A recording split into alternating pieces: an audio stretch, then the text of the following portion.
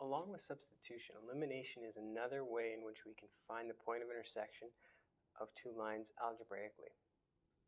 Elimination has us stack up the equations like a traditional addition problem, and then add or subtract to get rid of one of the variables.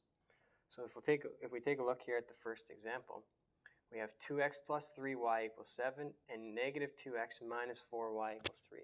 So I've already got them neatly stacked like an addition question. The x's above the x's, the y's above the y's, and the equal sign above the equal sign. Now to solve this, what I do is add or subtract to get rid of one of those variables. So here we got to make a decision, which variable are we going to get rid of? Now if we take a look at the x's, they're both a 2, a positive 2 and a negative 2. So we could add those together to get 0x. The y's in this case we can't do anything with. 3 plus 4 or negative 4 or 3 minus negative 4 are going to get us a non-zero number. So we're going to get rid of the x's. We're going to add both equations.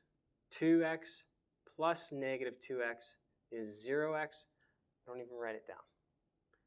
3y plus negative 4y, that's negative y. And then 7 plus 3 is 10. So negative y is 10, or y is negative 10. Now found my first variable, and I can now sub this into one of the two equations and find the x variable. So let's sub y equals negative 10 into, and we'll call that equation 1 and equation 2. Equation 1 looks a little easier to work with to me, so I'm going to pick equation 1. You could pick equation 2. It doesn't matter which one you pick. They'll both come out to the same answer. So we have 2x plus 3 times negative 10 equals 7. 3 times negative 10 is negative 30, so we have 2x minus 30 equals 7. Moving the 30 over, we have 2x equals 7 plus 30, which is 37, and then x equals 37 over 2 as a final answer. So there's our x value and our y value. Again, this is a half number. This is 18 and a half.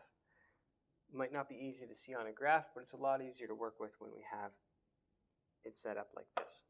So our point of intersection, in this case, is 37 over 2 and negative 10. Now, if we take a look at the next question, we have 5x plus 4y equals 6 and 3x plus 4y equals 2. Now the y's have the same value on them, so we can get rid of the y in this case. Now how do we get rid of the y's? Well, we're going to have to subtract. So we're going to subtract the top equation and the bottom equation. So we have 5 minus 3x, that's going to give us 2x. 4 minus 4 is going to give us 0 y's, so we don't put anything down.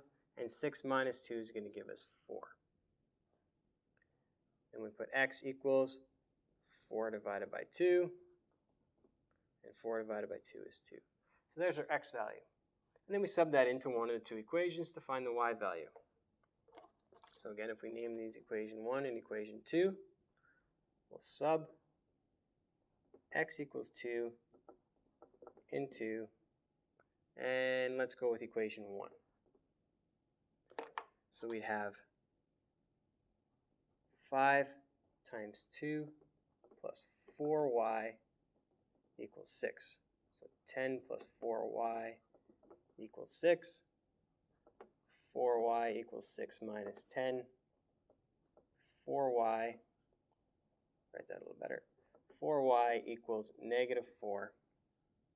And y equals negative 4 over 4, which is negative 1. So I got an x of 2, a y of negative 1. point of intersection is 2 and negative 1.